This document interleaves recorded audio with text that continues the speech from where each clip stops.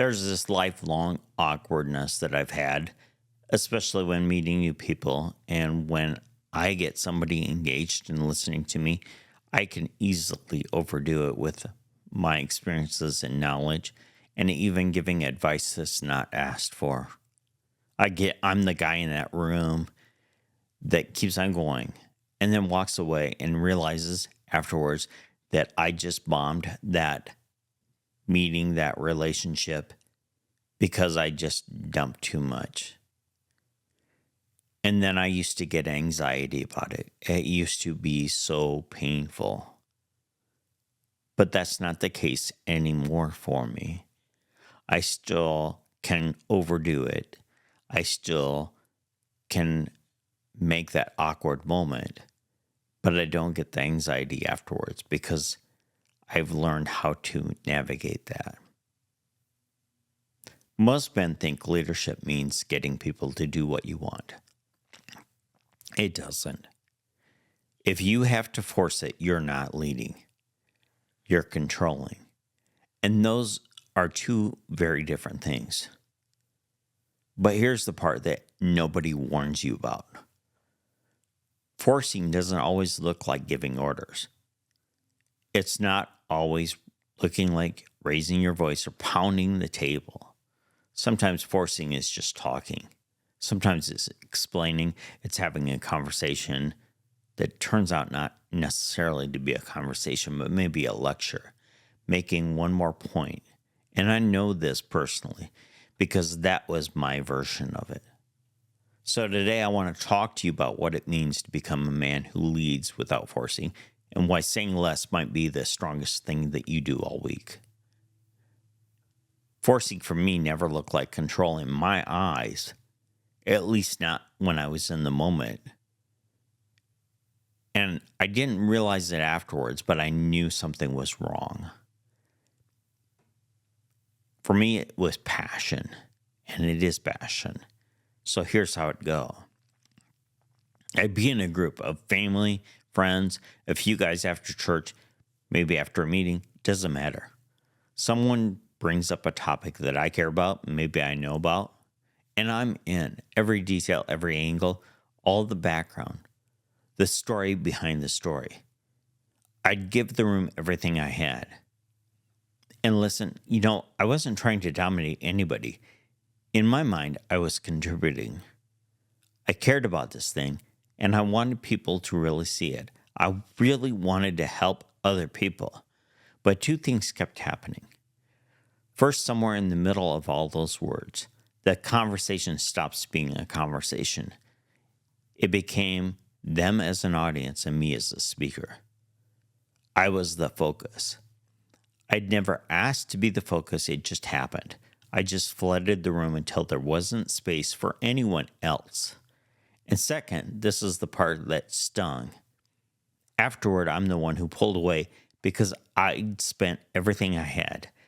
I had nothing left to add. So the next conversation with the same people, awkward, empty, I left no door open, nothing for later, nothing for them to ask me about. More words did not create more influence. They created more resistance from myself and for them. And they left me emptier than when I started. So why did I do it? And why do men do it? Why do men force? I had to get honest about what was underneath all that passion. And what I found there was quieter and harder to admit. It's insecurity. It's anxiety. You see, I still, from time to time, will have insecurity in conversations. Fortunately, I've been able to get over the anxiety because I realized that I'm going to have those conversations where it happens. I have a natural tendency to do that. But I also am more aware of my actions now. And when I do that, I don't dwell on it. I let it go. In every conversation, I try to be of value. And I try to prove I belong in the room. And I'm doing that less and less. In a lot of cases, I realize that I don't belong in the room.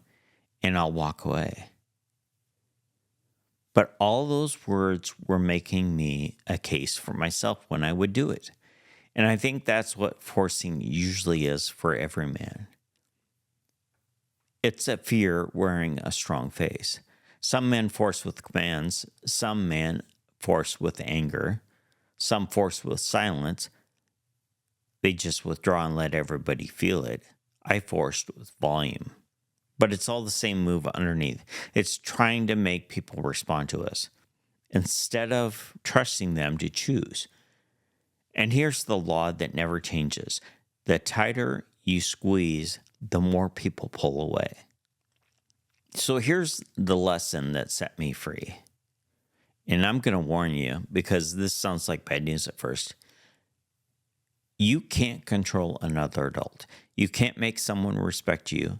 You can't make someone agree with you. You can't make someone change. You can't make someone follow you. And you can't make someone understand you, no matter how well you explain it, no matter how many points you add. If they don't respect you and they're not listening, all of that is not weakness. That's freedom. Because once I stopped trying to make people get it, I discovered something that changed how I show up in every room. Saying less becomes more valuable when you give people only what they need, not everything you have. You leave room. Room for them to think, room for them to respond, room for them to come back later and ask. And when someone asks you for your input, then you have influence. That's a door you didn't have to force. And they opened it. Give people what serves them. Don't dump on them. Don't control them. Because I've learned those are the same sin wearing different clothes. When I look at Jesus, you know what amazes me about him? His restraint. Think about it. He had all the words, all the answers, all the authority, and he held most of it back. He taught in parables, and a lot of the time, he didn't even explain them. He asked questions instead of giving lectures. And he gave people exactly what they needed, and then he left the room for them to wrestle with it. The rich young ruler walked away, and Jesus let him walk. He didn't chase the man down the road with 3 more points, and when the whole crowds of disciples quit following him, he didn't argue. He didn't panic. He turned to the 12 men closest to him, and he asked, "Are you also going to leave?" He invited, he challenged, he loved, he told the truth, and he never forced anyone, not once. That's not weak leadership. That's the strongest leadership the world has ever seen. So what does a steady man do? A steady man tells the truth, and then he stops talking. He keeps his word. He lives consistently, so his life is making the case, even when his mouth is closed. I tell this to people all the time. Had it not been for the people that are examples for me, I wouldn't be where I am. I wouldn't have got myself to a point where I went from hating myself to loving myself and to accepting myself as I am. It's examples. The steady man gives people what they need, not everything he has. He doesn't panic when someone disagrees with him. He doesn't flood the room to feel valuable. And what's interesting is when we have leaders that panic when people disagree with them, when we have leaders who tell us, don't beat us across the head, their focus is in the wrong place. Their focus is on themselves. Their focus needs to be on our higher power. That's what a steady man does. And I get it. I know it. I've made those mistakes. I've made them lots of times, and I paid the consequences. And I'm learning. I'm still not all the way there. I'm still in the process of becoming a steady man. So let's keep on going, because a steady man doesn't need to be the focus to know he matters. He leads himself first, because leadership was never about making people obey you. It's not even about making people understand you. Leadership is becoming someone people trust enough to come back to. This week, I want to ask you, to ask yourself one question. Where are you forcing? Where am I forcing? Maybe it's a relationship. Maybe it's an outcome you keep trying to engineer. Maybe it's a conversation where you're explaining when you should be listening. And check the sneaky version too. Where are you saying too much? Where are you flooding the room, trying to prove you belong in it? Then ask the better question. What would leadership look like if forcing wasn't an option? Say less, leave room, and trust God with the results. The steady man doesn't need everyone's approval to lead well. He doesn't need the room's attention to know he has value. His identity isn't built on whether people follow him or how well they understood his point. It's built on knowing who he is before God. And real leadership isn't control. It isn't volume. It's character. And character always outlasts force. Thanks for watching, and do it one day better.